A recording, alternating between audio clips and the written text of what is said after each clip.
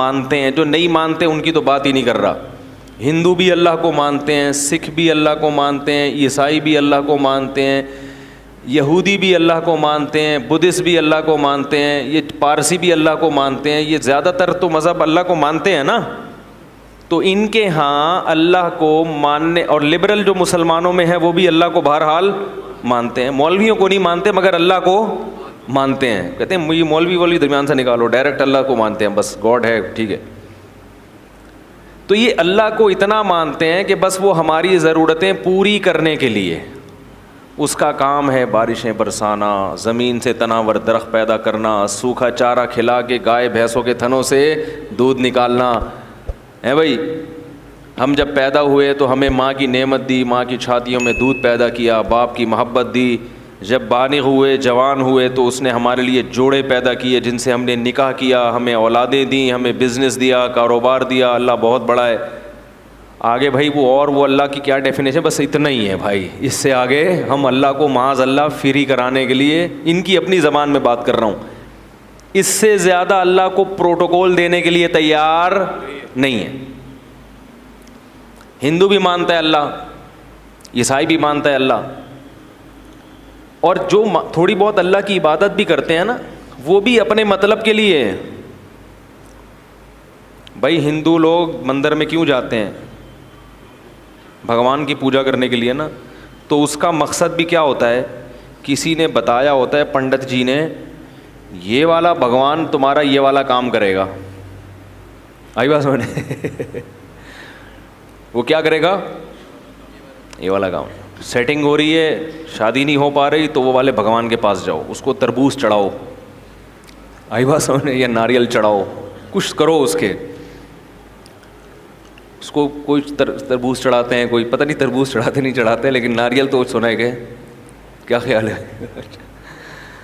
تو یہ چیزیں اس کو چڑھاؤ گے تو وہ آپ کے کیا کرے گا, کام آئے گا. جبکہ اسلام نے جو عبادت کا تصور دیا ہے اس میں اللہ آپ کے کام آئے یا نہ آئے, نماز آپ کو بہرحال پڑھنی. لطیفہ پرانا ہو گیا, میں سنا دیتا ہوں دوبارہ, بہت پرانا ہو گیا, لیکن نئے لوگ بھی آ رہے ہیں نا. کئی بار سنا چکا ہوں, تو پرانے لوگ ہیں وہ بور ہوں گے, لیکن سبق بہت ہے اس میں. ایک دیہاتی آدمی نماز نہیں پڑھتا تھا. کیا نہیں کرتا تھا؟ اسے مولوی صاحب نے کہا نماز پڑھا کر. اس نے کہا کہ اگر میں نماز پڑھوں گا نا تو میری گائے بھینسوں کی رکھوالی کون کرے گا؟ مولوی صاحب نے کہا دیکھ, نماز پڑھنے سے رزق میں برکت ہوتی ہے. تو نماز جب پڑھے گا تو تیری بھینسیں اور زیادہ دودھ دیں گی, کیونکہ اللہ کی عبادت سے برکت ہوگی. تو ایک دن اس نے کہا چلو ٹرائی کرنے میں کوئی حرج نہیں ہے. فجر کی نماز پڑھی, گھر گیا تو ایک بھینس مر گئی. بھینس کیا ہو گئی؟ اس نے کہا یہ کیا ڈرامہ ہے یار. مولوی صاحب کے پاس آیا کہ آپ نے تو کہا تھا بھینسیں دودھ دیں گی, میری تو بھینس مر گئی. مولوی صاحب نے کہا اصل میں اللہ تمہارا امتحان لے رہا ہے کہ تم کتنے مضبوط ہو ایمان میں. تو ایک دو ہوگا, پھر اس کے بعد ڈبل ہو جائے گا دودھ. اس نے کہا چلو ٹھیک ہے. ظہر میں آیا, گیا, دوسری مر گئی. پھر امام صاحب کے پاس آیا. امام صاحب نے کہا ابھی امتحان کی کچھ کڑیاں کیا ہیں, سخت کڑیاں ہیں, اور یہ ابھی کچھ گھڑیاں باقی ہیں امتحان کی. پھر آ گیا, عصر پڑھنے گیا تو ایک اور بھینس مر گئی. تو ایک کٹا ہوتا ہے نا بھینس کے چھوٹے چھوٹے بچے, وہ بہت شور مچا رہا تھا. تو یہ اس کو کہتا ہے زیادہ شور نہیں مچا, تو خالی 2 نفل کی مار ہے. تو کیا ہے, یعنی تیرے پیرنٹس کو مارنے کے لیے نا 4 فرض پڑھنے پڑے ہیں. وہ بڑے بڑے بھینسے تھے, تو اتنا سا ہے 2 نفل پڑھوں گا اور مر جائے گا. تو وہ کیوں نماز پڑھ رہا تھا, دانت میں کچھ پھنسا ہوا ہے. اس کے ذہن میں یہ بات بیٹھ گئی تھی کہ بھائی عبادت کرنے سے رزق میں برکت ہوگی. حالانکہ وہ یقیناً برکت ہوتی ہے, مگر عبادت رزق میں برکت کے لیے نہیں کی جاتی. وہ تو کرنی ہے, بھینس مرے یا زندہ رہے, فجر بھی پڑھنی ہے, ظہر بھی پڑھنی ہے, عصر بھی پڑھنی ہے, مغرب بھی پڑھنی ہے, اور عشاء بھی پڑھنی ہے. کیوں؟ اس لیے نہیں کہ رزق میں برکت ہو. ہم نماز اس لیے تھوڑی پڑھتے ہیں اس لیے کہ جو کھلا رہا ہے پالیسی بھی اسی کی چلے گی. وہ جب کھلا رہا ہے اور نعمتیں دے رہا ہے تو جب عبادت کے لیے بلائے گا ہمیں اور آپ کو جانا پڑے گا, چاہے ہمارا فائدہ ہو یا ہمارا نقصان ہو. میں نے جمعے کے بیان میں ایک واقعہ سنایا تھا نا کس سابق حکومت کا, کہ پنجاب میں کو ایجوکیشن سسٹم شروع کر دیا. جب کو ایجوکیشن سسٹم شروع کیا ہے تو علماء گئے وزیر اعلیٰ کے پاس کہ بھئی یہ کیا ڈرامہ شروع کر دیا تم نے. حکومت نے کہا تھا ہمارے پاس فنڈ نہیں ہے الگ الگ اسکولوں کا. تو پھر وہ حکومت نے بتایا علماء کو کہ فنڈ کا مسئلہ نہیں ہے, باہر سے مدد آتی ہے, ان کی یہ ریکوائرمنٹ ہے, ان کا یہ کہنا ہے کہ الگ الگ اسکول نہیں بناؤ, لڑکے لڑکیوں کو ساتھ بٹھاؤ. تو علماء بڑے حیران ہوئے, یار یہ کیا کر رہے ہو. تو پھر وہ حکومت نے کہا کہ جن کا کھاتے ہیں پالیسی بھی اسی کی چلے گی. بھائی پیسے وہ اسی شرط پہ دے رہے ہیں. تو عجیب بات ہے, یہ آئی ایم ایف سے قرضہ لیتے ہوئے یہ بات سمجھ میں آتی ہے, امریکہ برطانیہ سے پیسے لیتے ہوئے یہ بات سمجھ میں آتی ہے ہیں بھائی, لیکن اللہ سے چیزیں مانگتے ہوئے اور اللہ کی چیزیں کھاتے ہوئے یہ بات سمجھ میں نہیں آتی. وہاں کہتے ہیں اللہ کھلائے گا مگر پالیسی کس کی چلے گی؟ بولو بھائی, ہماری چلے گی. قانون کس کا چلے گا؟ ہمارا چلے گا. اصل بات کیا ہے؟ سب کو پتہ ہے کہ جتنا اللہ سے کھا رہے ہیں اتنا آئی ایم ایف سے نہیں کھا رہے, لیکن بات یہ ہے کہ وہ لوگ فوراً پکڑتے ہیں اور اللہ فوراً نہیں پکڑتا. میں ذرا یہ دانت صاف کر لوں ورنہ یہ مسلسل جب مجھے پریشان کرتا رہے گا. وہ کہنے لگے کہ کھلاتے وہ ہیں تو پالیسی کس کی چلے گی؟ بولو بھائی, ہماری. تو اللہ تعالیٰ کے کہ ہم کھاتے ہیں مگر اس کے احکام پر عمل نہیں کرتے, اس کی پالیسیوں کو فالو نہیں کرتے. اس کی وجہ یہ ہے کہ دنیا میں جب کسی سے آپ قرضہ لیتے ہیں تو وہ قرضہ روک لیتا ہے اگر اس کی پالیسیوں پہ آپ نہیں چلو گے. جبکہ اللہ کی عادت یہ ہے کہ قرآن میں اللہ نے فرمایا کلن نمد ہؤلاء وہؤلاء, ہم پالیسیوں کو فالو جو کر رہا ہے اس کو بھی کھلائیں گے اور جو نہیں فالو کر رہا اس کو بھی کھلائیں گے. وما کان عطاء ربک محظورا, تیرے رب کی عطا سے کوئی بھی دنیا میں محروم نہیں رہے گا, کیونکہ اگر اللہ نافرمان سے رزق کو روک لیتے تو دنیا میں پھر کوئی بھی نافرمان نہ ہوتا. پھر لوگ مجبور ہو کے اللہ کی عبادت کرتے اور اللہ کو ایسی عبادت پسند نہیں ہے. بات آ رہی ہے سمجھ میں؟ اللہ کو ایسی عبادت نہیں پسند ہے. ایسی قربانی, یہ قربانی نہیں ہے نا, یہ قربانی ہے ہی نہیں. وہ تو آپ جب دیکھ لو سب کچھ. مشرکین یہ کہا کرتے تھے کہ ہمیں اللہ کا عذاب دکھائیں جس عذاب کا وعدہ کرتے ہیں. تو اللہ نے کیا فرمایا, اگر عذاب دیکھ لیں گے پھر ایمان لائیں گے تو وہ ایمان مقبول, بولو بھائی, نہیں ہوگا. عذاب دیکھنے کے بعد ایمان لاؤ گے تو پھر تو وہ تو سب کو تو وہ تو کہتے ہیں نا بھائی تمہارے تو اچھے بھی مانیں گے. پھر کیا خیال ہے بھائی؟ پھر تو سب مانیں گے. پھر تو ہندو بھی ایمان لائے گا, عیسائی بھی ایمان لائے گا, کیونکہ اپنے مفاد تو سب کو محبوب ہوتے ہیں. یہاں آزمائش ہے کہ غیب کے پردوں میں ڈال دیا اور اپنی نعمتوں کی بارشیں برسا دیں. آئی ایم ایف اتنا قرضہ نہیں دیتا جتنا ہمیں اللہ کھلاتا ہے فری میں. یہ پانی جو ٹنوں منوں آسمانوں سے برستا ہے, اتنا پانی اگر اللہ اس کا بل مانگنا شروع کر دے تو آئی ایم ایف کے بس میں بھی نہیں ہے کہ یہ اللہ کو اس کا بل پے کرے. ایک بادل جو چھوٹا سا ٹکڑا ہوتا ہے نا, بادل کا ٹنوں منوں وزن ہوتا ہے اس کے اندر ہزاروں پانی کے ٹینکر ہوتے ہیں جو ایک بادل کا چھوٹا سا ٹکڑا لے کے سفر کر رہا ہوتا ہے. یہ جو ہمیں آسمان پہ کالے بادل نظر آتے ہیں نا, چھوٹے چھوٹے ٹکڑے, یہ ہمیں چھوٹے لگتے ہیں, حقیقت میں یہ چھوٹے نہیں ہیں. ماہرین کہتے ہیں کہ بادل کا ایک ٹکڑا اگر ایک جگہ کھڑے ہو کر برسنا شروع کر دے پورے شہر کو تباہ کرنے کے لیے کافی ہے. یہ جو چھوٹے بادل کے ٹکڑے ہوتے ہیں کراچی کے اوپر سے گزرنے بارشوں میں, تو اگر یہ کھڑے ہو کے کراچی پہ برسنا شروع کر دیں کہ بھائی چلو اب یہیں پورے خالی ہو جاؤ, پورے خالی کہاں ہو جاؤ, ادھر ہی, تو ہم پورے بھر جائیں گے, پھر ہم تیر رہے ہوں گے, پھر تباہ ہو جائے گا سب کچھ. چھڑکاؤ ہے ہلکا ہلکا, یہ کیا ہے, ہلکا ہلکا. معصرات کہا ہے اللہ نے, نچڑنے والے بادل, تھوڑا تھوڑا نچڑتے ہوئے جا رہے ہوتے ہیں, ہلکا ہلکا چھڑکاؤ کرتے ہیں, اور ہوا ان کو دھکیل دیتی ہے کہ بس بہت ہو گیا, آگے نکلو آگے, ایک ہی جگہ پہ نہیں برس جانا, کیونکہ اتنا پانی ہے کہ یہ کراچی والے افورڈ نہیں کر پائیں گے, تباہ ہو جائیں گے یہ سب. وہ تھوڑا سا چھڑکاؤ میں ہی آپ دیکھو حال کیا ہوتا, کیا خیال ہے, اسی میں لوگ تیرنا, کھارا در غائب ہو جاتا ہے, کھارا در اخبار میں آتا ہے پھر ہے بھائی. ایسا ہی ہوتا ہے نا کراچی میں, جب زیادہ بارشیں ہو جائیں, گلستان جوہر مارکیٹ سے شارٹ, ایسا ہی ہوتا ہے.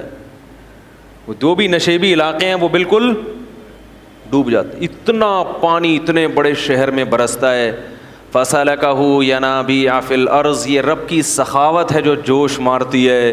اور پھر اللہ فرماتے ہیں اس پانی کو ہم زمین پہ برسا کے زمین کو طاقت دیتے ہیں, وہاں سے چارہ پیدا ہوتا ہے.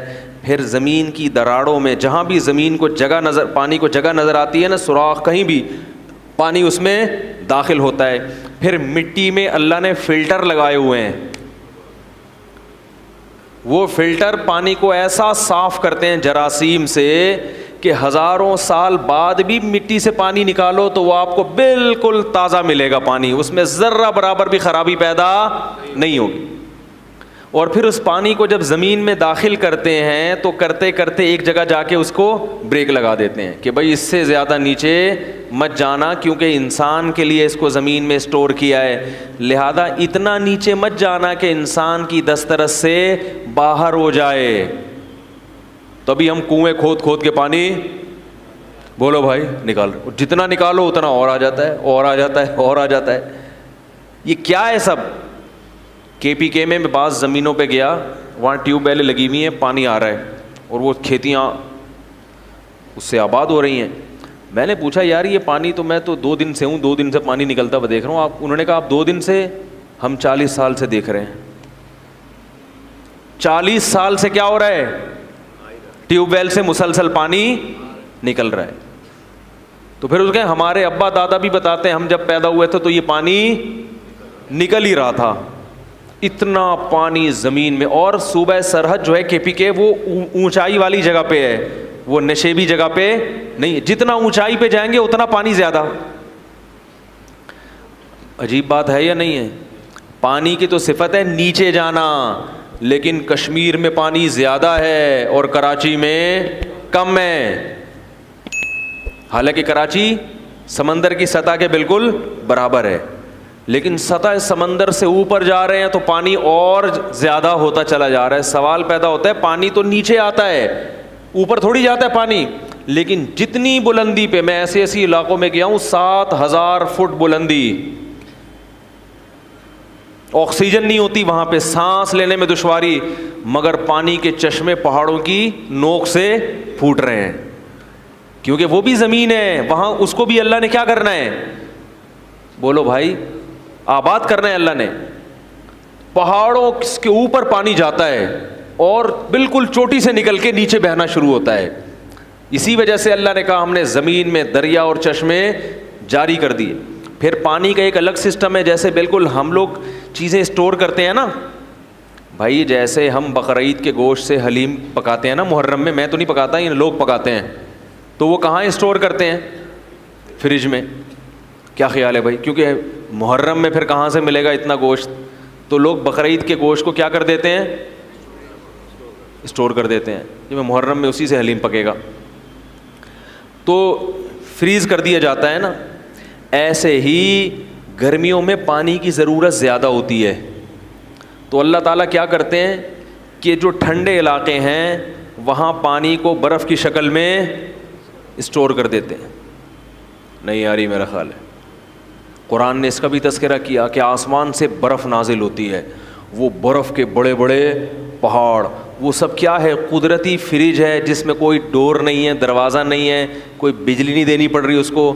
وہ اللہ تعالیٰ آسمان سے ہی برف بنا کے اس کو زمین پہ، بولو نا بھائی، نازل کر کے بڑے بڑے تودے گلیشیئر بنا دیتے ہیں. وہ گلیشیئر اسٹور ہو جاتے ہیں، بالکل صاف ستھرا پانی ہوتا ہے، وہ ایک دم نیٹ کلین پانی، صاف ستھرا. وہ پانی بڑے بڑے گلیشیئر کشمیر میں اور کیٹو کی پہاڑیوں پہ ادھر کیا ہو جاتے ہیں؟ پورے پورے برف کے پہاڑ بن جاتے ہیں. پھر کیسا بہترین نظام ہے. ایسا نہیں ہوتا ایک دم دھڑام سے پہاڑ پگھل جائیں، نا نا نا نا. جیسے جیسے گرمی آتی ہے تھوڑا تھوڑا پانی پگھلنا.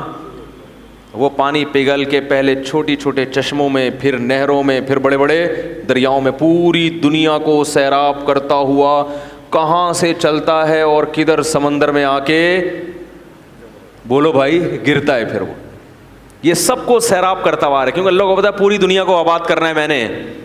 سب کو سیراب کرتا ہوا. وہ سر جانور بھی پی رہے ہیں، انسان بھی پی رہے ہیں، کپڑے بھی دھل رہے ہیں، ڈبکیاں بھی لگ رہی ہیں، اس میں مچھلیاں بھی پیدا ہو رہی ہیں، ان مچھلیوں کو خوراک بھی مل رہی ہے، شکار بھی ہو رہا ہے، اور اس سے جو جنگلات ہیں ان کو بھی پانی مل رہا ہے. پھر اس سے جناب گندم کی کھیتیاں بھی سیراب ہو رہی ہے. سندھ کے پورے باغات انہی نہروں سے، تو وہ جو آ رہی ہیں وہاں سے انہی نہروں کو کاٹ کاٹ کے پورے پورے باغات کو سیراب کیا جاتا ہے.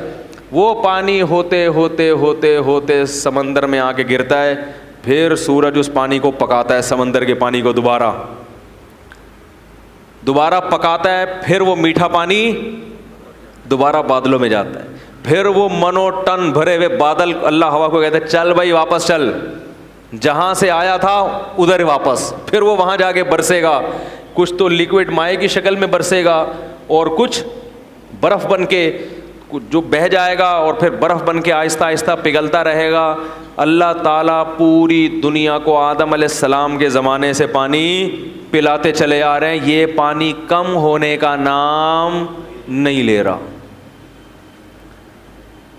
اتنا زبردست سسٹم ہے نا بارش کا. ایک سائنسدان نے کہا ہے کہ یہ جو بارش کا نظام ہے نا، یہ اتنا پیچیدہ اور اتنا دلچسپ نظام ہے کہ یہ نظام خود بخود وجود میں نہیں آ سکتا. یہ غیر مسلم کے الفاظ ہیں. اور ہمارے یہاں کیا کہتے ہیں؟ پانی ختم ہو رہا ہے، نسل کو بولو بھائی روکو. پانی ختم نہیں ہو رہا. یہ الو بنانے کی باتیں ہیں، کیونکہ پانی ختم جب ہوگا جب وہ فنا ہو رہا ہو. پانی ایک حالت سے دوسری حالت میں تبدیل ہو کے بالآخر کہاں جاتا ہے؟ سمندر میں، پھر دریا. وہ سارا سائیکل ہو رہا ہے، یہ پورا چکر ہے، یہ ضائع ہوتا ہی نہیں ہے. اور کتنے لاکھوں گیلن، کروڑوں گیلن پانی سمندروں میں ضائع ہو رہا ہے. تو ہماری حکومتیں اپنی سستی کہ بھئی پانی کو اسٹور کرنے کا کوئی انتظام نہیں ہے. ڈیم بنانے کی بات کرو تو سیاسی جھگڑے. کیا خیال ہے؟ تو پانی کو اسٹور کرنے کا خود کا کوئی انتظام ہے نہیں، اور ڈال دیتے ہیں کس پہ؟ کہ نسل روکو. آئی بات سمجھ میں؟ یہ ایسے ہی جیسے گھر میں کوئی سست باپ ہو نا، سست باپ ٹھیک ہے نا. بیگم نے اپنے سسرالیوں کو بلا لیا، اپنے میکے والوں کو دعوت کے لیے. اب اتنا بڑا کولر رکھا ہوا ہے لا کے، کہا جا رہا ہے بھائی گھر میں 20 افراد آ رہے ہیں تو آپ ایسا کریں اس کو بھرنے کا انتظام کر لیں. تو آپ سستی میں وہ تو کولر بھرنے کے لیے تیار نہیں ہے. آپ کہہ رہے ہیں 20 افراد کے بجائے 5 کو بلاؤ. کس کو بلاؤ؟ 5 کو. تو یہ اس لیے نہیں کہ پانی کی کمی ہے، یہ اس لیے کہ آپ کیا ہیں؟ سست. تو حکومت جب کہتی ہے نا کہ نسل روکو، پانی کے ذخائر کم ہو رہے ہیں، تو یہ حکومت اپنی سستی کس پہ نکال رہی ہے؟ ہم اور آپ پہ نکال رہی ہے. نہیں یاری میرا غلط بات سمجھ. تو اللہ کی طرف سے رزق برس رہا ہے، ہم پانی بھی پی رہے ہیں. اگر ایک پانی اللہ روک لینا، خدا کی قسم IMF قرضے دینا چھوڑ دے، اتنا نقصان نہیں ہے، کھاتے پیتے پھر بھی رہو گے. لیکن ایک پانی آسمان سے برسنا ختم ہو جائے تو دیوالیہ نکل جائے انسانوں کا. لوگ ان ڈالر اور سونے اور چاندی کے سکوں کو بھول جائیں گے. اکثر میں ایک واقعہ بیان میں سناتا ہوں. ایک بادشاہ نے ایک بزرگ سے کہا کہ میں آپ کو اپنی آدھی سلطنت گفٹ میں دینا چاہتا ہوں. کس میں دینا چاہتا ہوں؟ آپ کو آدھی سلطنت مل جائے تو آدمی تو خوشی سے بے ہوش ہو جائے نا. ان بزرگ نے کہا کہ میری نظر میں تیری اس سلطنت کی قیمت مچھر کے پر کے برابر بھی نہیں ہے. بھائی کیوں بھائی؟ انہوں نے کہا میرے پاس جو نعمتیں ہیں نا, جو گاڈ گفٹڈ نعمتیں جو اللہ نے مجھے بغیر کسی محنت کے دی ہیں, ان نعمتوں کی قیمت تیری اس سلطنت سے زیادہ ہے.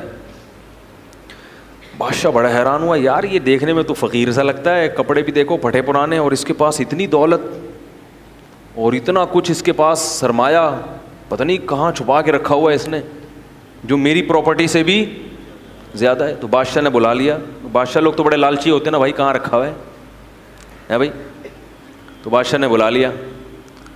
تو بادشاہ نے کہا کہ آپ شکل سے تو اتنے مالدار نہیں لگتے, لیکن آپ نے جو یہ کہا کہ آپ کے پاس اتنی قیمت کی چیزیں ہیں, تو یہ کہاں ہیں؟ بزرگ کو پتا تھا ایسے سمجھاؤں گا اس کی سمجھ میں نہیں آئے گا, مثال سے بات سمجھ میں آتی ہے نا. کیا خیال ہے بھائی؟ لوگ مجھے کہتے ہیں بیان میں قرآن حدیث کم ہوتا ہے, مثالیں ادھر ادھر کی زیادہ ہوتی ہیں. قرآن حدیث ہوتا ہے, اسی کو سمجھانے کے لیے مثالیں دی جاتی ہیں. خود قرآن اور حدیث میں اللہ کے نبی نے بہت سی مثالیں دی ہیں, عام انسانوں کی مثالیں دی ہیں, مچھر کی مثالیں دی ہیں. تو مثال جس کو ایگزامپل کہتے ہیں, وہ بات کو سمجھانے کے لیے, تو اپنی بات سمجھانے کے لیے نہیں, قرآن اور سنت ہی سمجھانے کے لیے. ورنہ قرآن تو پڑھ لیں آپ, سبھی پڑھتے ہیں, اس کو ڈیفائن کرنا یہ مشکل کام ہوتا ہے کہ یہ کس طرح سے لوگوں کے دماغ میں یہ بات اتر جائے. خود نبی نے بھی بہت سی مثالیں دی ہیں, اپنی بات کو سمجھانے کے لیے نبی کیا دے رہے ہیں؟ مثالیں. حالانکہ آپ بات کہہ کے خاموشی اختیار کر لیتے, لیکن آپ کو معلوم تھا کہ میں اپنی بات سمجھانے کے لیے بھی کیا دوں گا؟ مثال دوں گا, تو بات سمجھ میں آئے گی.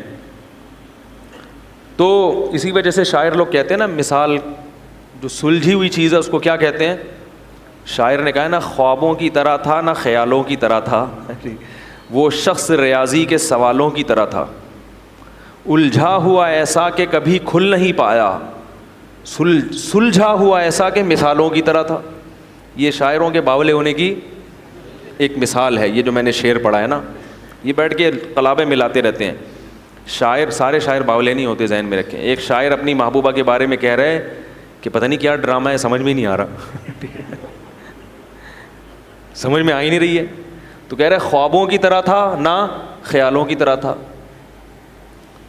وہ شخص ریاضی کے, جیسے ریاضی کے پیچیدہ سوال ہوتے ہیں نا, اس قسم کی چیز ہے بھائی. وہ بیلنس بھی ڈال دیا ہے بھائی, ٹھیک ہے, سارے خرچے بھی پورے کر دیے. تو الجھا ہوا ایسا کہ کبھی کھل نہیں پایا, ایسا الجھا ہوا کہ آپ کھول ہی نہیں سکتے اس کو. سلجھا ہوا ایسا کہ مثالوں کی طرح تھا. لیکن سمجھ میں آ رہا ہے کہ بھائی یہی ہے میرے لیے, صحیح ہے نا. جب جان چھڑانے کی بات کرو تو ایسا سلجھا ہوا کہ بھائی اس میں کیا خرابی ہے. پھر آخر میں کہتا ہے شطرنج کی الجھی ہوئی چالوں کی طرح تھا. سمجھ میں آ رہی ہے بات؟ نہیں آ رہی تو یہ زیادہ اچھا ہے. اس قسم کی باتیں سمجھ میں آئیں تو خطرناک ہے, نہ سمجھ میں آئے تو زیادہ اچھا ہے. خیر, تو مثال سے بات سمجھ میں آتی ہے. کیا کہہ رہا تھا میں؟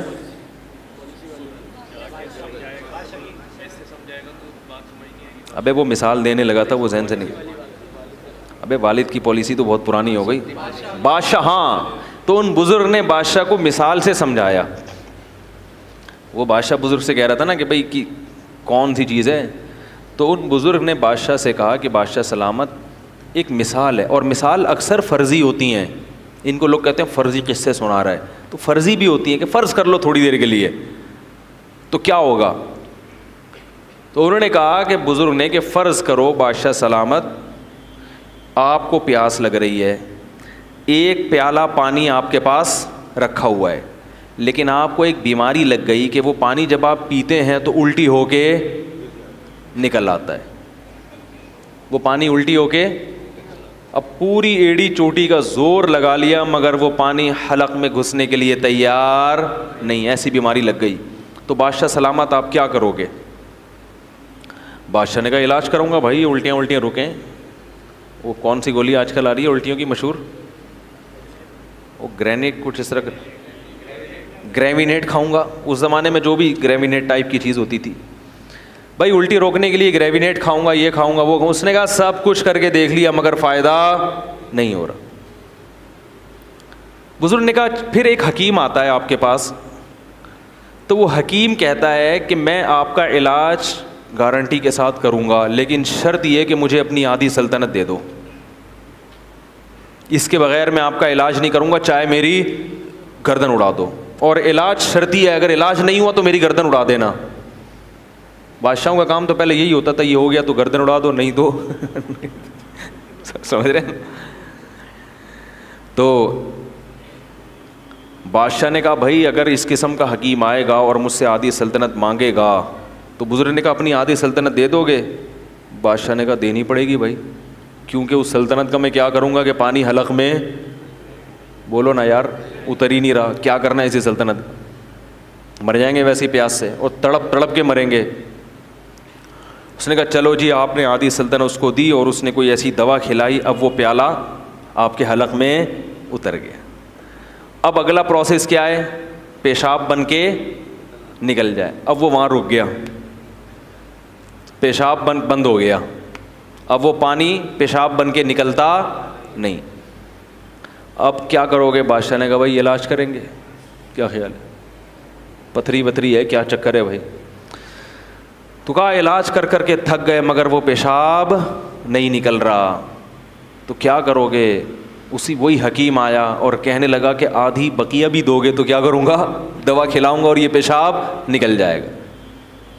بادشاہ نے کہا بھائی کیا کرتا, پیشاب سے تو مر جائے گا نا تکلیف سے انسان, یہ عذاب سے مرنے سے بہتر ہے کہ غریب ہو کے زندہ رہ لے آدمی.